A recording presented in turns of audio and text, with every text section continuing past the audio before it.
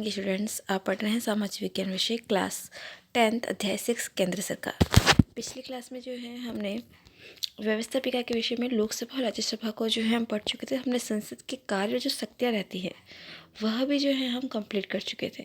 हमारा अगला जो पॉइंट रहता है वह रहता है लोकसभा की शक्तियाँ अथवा अधिकार और कार्य। अब हम लोक संसद के तो हमने शक्तियाँ पढ़ चुके थे हम कल की क्लास में, लेकिन आज की क्लास में जो है हम पढ़ेंगे लोकसभा की कौन कौन सी शक्तियाँ हैं और लोकसभा को कौन कौन से अधिकार हैं और कौन कौन से वह कार्य कर सकता है। तो सबसे पहले जो शक्ति पढ़ेंगे हम लोकसभा के विषय में, क्योंकि हमने पढ़ा कि जो संसद होती है उसके कितने अंग है, 3 अंग है। ठीक है, लोकसभा की शक्ति में सबसे जो पहला पॉइंट रहेगा वह रहेगा आपका विधायी शक्ति का। देखिए लोकसभा के अंतर्गत है जो कौन कौन सी विशेषताएं होती है। जैसे कि आप पढ़ चुके हैं कि जो संसद है, संसद के कितने अंग हैं, 3 अंग है। कौन कौन से हैं? एक है आपका लोकसभा, दूसरा है आपका राज्यसभा और तीसरा है आपका राष्ट्रपति। ठीक है, तो इन 3 अंगों से मिलकर बनी है क्या, हमारी संसद। तो जो हम सबसे पहले जो पहला अंग पढ़ेंगे उस पहले अंग की क्या शक्तियाँ हैं उसको हम पढ़ेंगे। तो पहला अंग कौन सा हो गया, लोकसभा।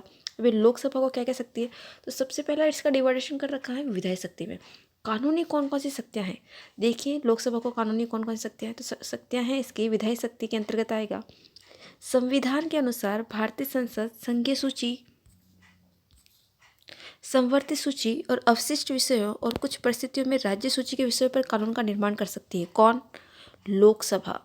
मैंने आपको कल की क्लास में 3 सूची के विषय में पढ़ाया था और सूचियाँ क्या होती है इसके बारे में भी पढ़ चुके थे। 3 सूचियाँ होती हैं, संघीय सूची, राज्य सूची और समवर्ती सूची।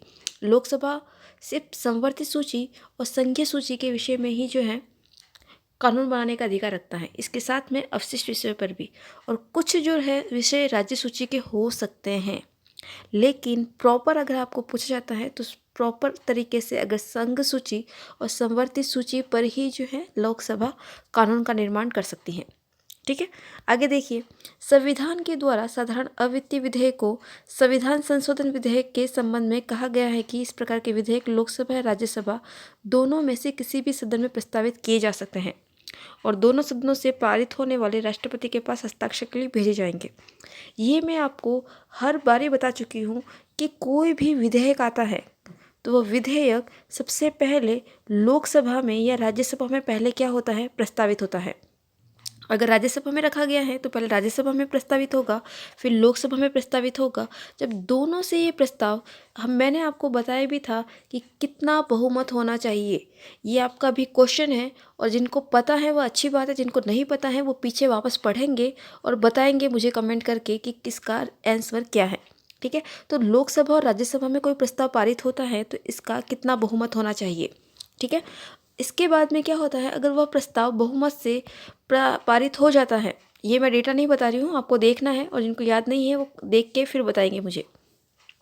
तो जितने भी बहुमत से ये पारित हो जाता है वह प्रस्ताव, उसके बाद में हस्ताक्षर होते हैं किसके, राष्ट्रपति के। जब राष्ट्रपति के हस्ताक्षर हो जाते हैं तब वह विधेयक जो है क्या बन जाता है, कानून बन जाता है। तो इस प्रकार से कानून बनता है। और विषय क्या है क्या नहीं है, जिनको पता नहीं है जो आज की क्लास ले रहे हैं वो पिछली क्लास देखें, मैंने आपको पूरा बता चुकी हूँ कि किस प्रकार के, किस सूची में किस प्रकार के विषय होते हैं और किस प्रकार के उसमें उन विषयों पर कानून बनाने का अधिकार होता है। आगे देखिए, वित्तीय शक्ति यानी कि जो धन संबंधित शक्ति होती है वह कौन सी है, लोकसभा को क्या प्राप्त है। भारतीय संविधान द्वारा वित्तीय क्षेत्र के संबंध में शक्ति लोकसभा को ही प्रदान की गई है और इस संबंध में राज्यसभा की स्थिति क्या है, बहुत गौण है। अनुच्छेद 109 के अनुसार धन विधेयक लोकसभा में ही प्रस्तावित किए जा सकते हैं। अभी अभी हमने जब विधायी शक्ति पढ़ी तब विधायी शक्ति में हमने क्या पढ़ा कि ये लोकसभा या राज्यसभा में पहले प्रस्ताव पारित होता है, लेकिन वित्तीय शक्ति के विषय में ये सब सिर्फ कहाँ पर होंगे प्रस्तावित, सिर्फ लोकसभा में प्रस्तावित होते हैं। इसको सभी अंडरलाइन करेंगे। धन विधेयक अनुच्छेद 109 के अनुसार धन विधेयक कहाँ पर प्रस्तावित किए जा सकते हैं, लोकसभा में, राज्यसभा में प्रस्तावित नहीं होते हैं। इस अनुच्छेद में कही गई बात को आप सभी अंडरलाइन करेंगे और इम्पोर्टेंट करेंगे कि अनुच्छेद 109 कहता है कि जो धन विधेयक होता है सिर्फ लोकसभा में पारित किया जा सकता है, प्रस्तावित किया जा सकता है, लेकिन राज्यसभा में प्रस्तावित नहीं होता है। ठीक है, लोकसभा में जब ये पारित हो जाता है तो पारित होने के बाद में धन विधेयक कहाँ बच जाता है? राज्यसभा में। मतलब कि लोकसभा में जब तक पारित नहीं होगा तब तक ये राज्यसभा में नहीं जाएगा, ना ही राज्यसभा इस धन विधेयक को क्या कर सकता है? पेश कर सकता है।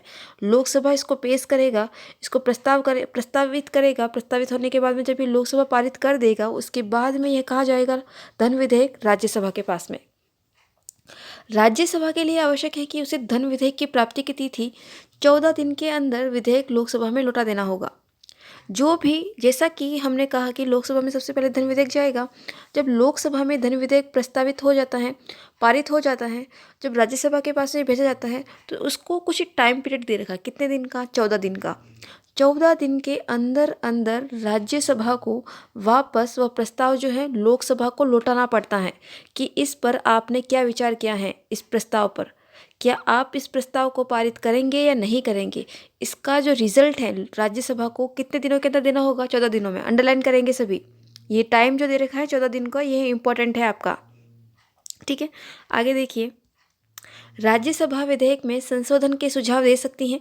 अब विधेयक लोकसभा ने राज्यसभा को भेज दिया कि इसमें कुछ आप प्रस्ताव इसको देखो, पारित करो, अगर अच्छा नहीं है तो वापस ऐसे कैसे लौटा दो। तो राज्यसभा अगर चाहे कि उसको उस विधेयक में कुछ कमी नज़र आए कि भाई इसमें कुछ संशोधन की आवश्यकता है, तो वह सुझाव दे सकती है। कौन? राज्यसभा। लेकिन उन्हें स्वीकार करना या ना करना किसकी इच्छा है? लोकसभा। ये सिर्फ सुझाव दे सकते हैं कि आप इसमें ये करना चाहिए, लेकिन लोकसभा अगर कहे कि भाई मानना या ना मानना, ये किसके हाथ में होगा? लोकसभा के हाथ में। लोकसभा चाहे तो राज्यसभा का उस विधेयक में जो भी संशोधन होता है वो सुझाव देती है, तो लोकसभा चाहेगा तो मानेगा, वरना यह नहीं मानेगा। ये किससे रिलेटेड हम बात कर रहे हैं? धन विधेयक से संबंधित।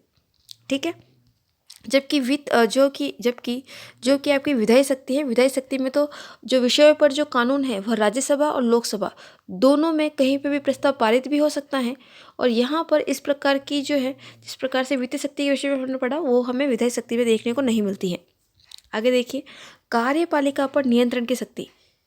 भारतीय संविधान के द्वारा संसदात्मक व्यवस्था की स्थापना की गई, अतः संविधान के अनुसार संघीय कार्यपालिका अर्थात मंत्रिमंडल संसद व्यवहार में लोकसभा के प्रति उत्तरदायी होता है।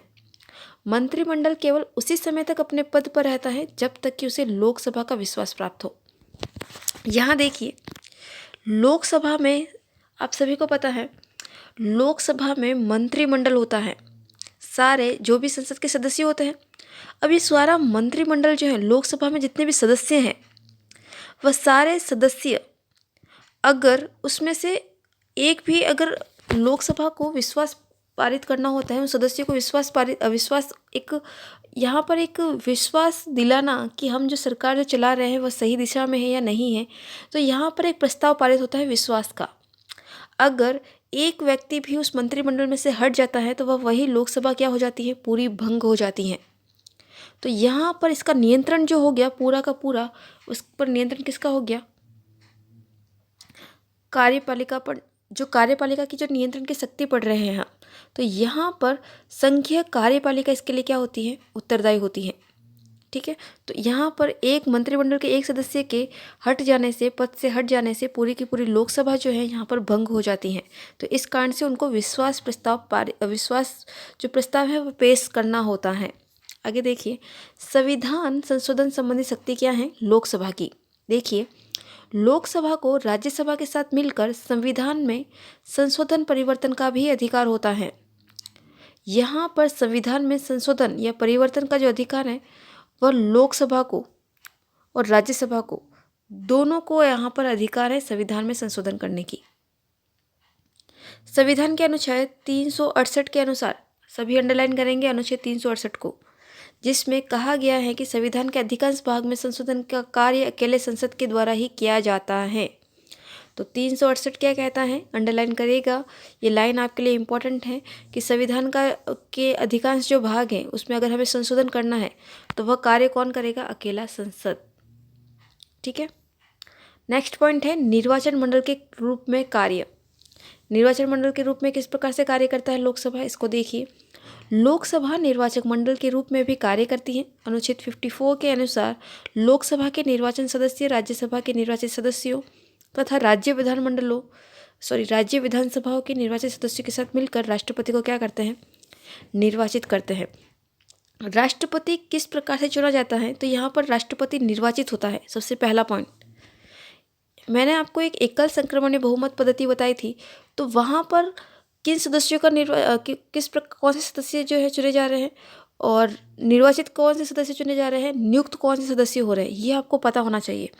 अगर मैं आपसे पूछूं कि राष्ट्रपति नियुक्त होता है निर्वाचित, तो आपको पता होना चाहिए कि राष्ट्रपति क्या होता है, निर्वाचित होता है राष्ट्रपति। ठीक है, अब ये निर्वाचित किस प्रकार से होता है, तो यहाँ पर सबसे पहले तो जो भी अनुच्छेद आता है तो उसको अंडरलाइन करके आपको याद रखना है। सारे अनुच्छेद तो है जो भी आ रहे हैं आपके टॉपिक वाइज, पॉइंट वाइज, वो आपको अंडरलाइन करना है। ठीक है, तो अनुच्छेद 54 कहता है अब राष्ट्रपति निर्वाचित होता है तो वो किन सदस्यों में से निर्वाचित होगा, तो एक होगा लोकसभा और राज्यसभा के निर्वाचित सदस्य जो होंगे, जो लोकसभा और राज्यसभा में से जो सदस्य चुने जाएंगे राष्ट्रपति पद के लिए, ठीक है, उनमें से भी फिर निर्वाचित होता है लोकसभा या राज्यसभा से निर्वाचित सदस्य, राज्य विधानसभा के निर्वाचित सदस्यों के साथ मिलकर जो है, ये सभी मिलकर फिर राष्ट्रपति निर्वाचित होता है। उन सभी में से पहले लोकसभा में से निर्वाचित होंगे, राज्यसभा में से निर्वाचित होंगे, राज्य विधानमंडल के जो सदस्य होंगे वहाँ से निर्वाचित होकर इन सभी निर्वाचित सदस्यों में से फिर राष्ट्रपति का निर्वाचन होता है। ठीक है, तो इस प्रकार से राष्ट्रपति क्या होता है, निर्वाचित होता है। ठीक है, ये सारी सत्ता किसकी थी, ये सारी सत्ता थी आपके लोकसभा की। ठीक है, तो आज के लिए जो है हम यहाँ तक ही पढ़ेंगे। कल की क्लास में हम जो है राज्यसभा की कौन कौन सी सत्ता रहती हैं, कौन कौन से कार्य रहते हैं, उसके बारे में पढ़ेंगे। आज के लिए इतना ही। Thank you.